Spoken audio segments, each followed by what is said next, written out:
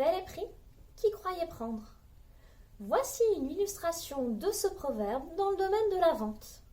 Il s'agissait de la vente d'un fonds de commerce, mais c'est parfaitement transposable en matière de vente immobilière.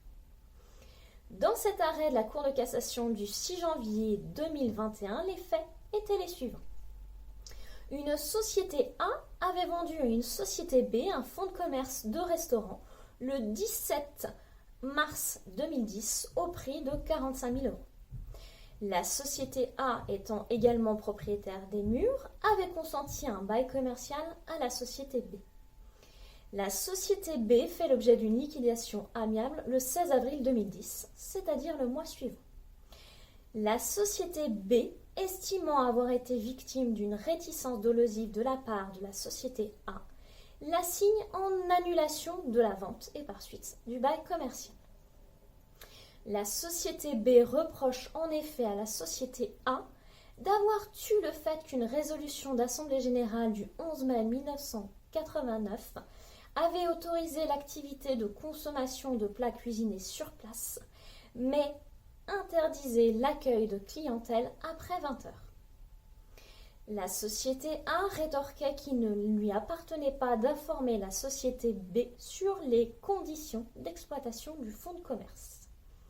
À votre avis, qui a gagné?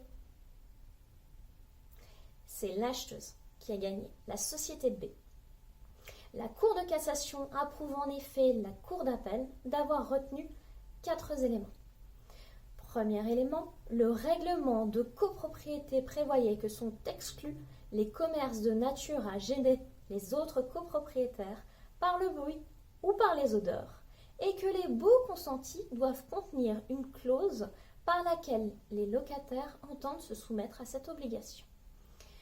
Deuxième élément, l'Assemblée générale de copropriété, dans une résolution du 11 mai 1989, avait décidé de tolérer l'activité de restauration sous réserve qu'il n'y ait pas d'accueil de clientèle après 20 heures.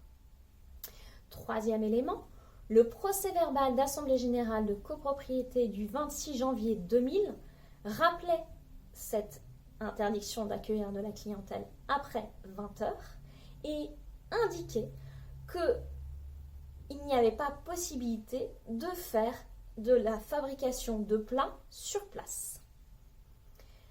Quatrième élément, la vendresse connaissait ses obligations qui avaient été portées à sa propre connaissance lorsqu'elle-même avait acquis le fonds de commerce des années plus tôt.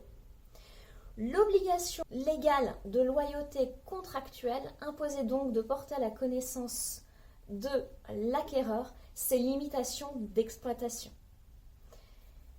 Plus généralement, dès lors que le vendeur a connaissance d'informations susceptibles d'avoir un impact sur la décision d'achat, il est tenu, du fait de cette obligation de loyauté contractuelle, de les porter à la connaissance de son acquéreur potentiel. Faute de quoi, il s'expose à une résolution de la vente. Si cette vidéo vous a plu, n'hésitez pas à la commenter, à la liker ou à la partager, ça me fera très plaisir. Je vous remercie de votre attention et je vous dis à la semaine prochaine pour une toute autre thématique.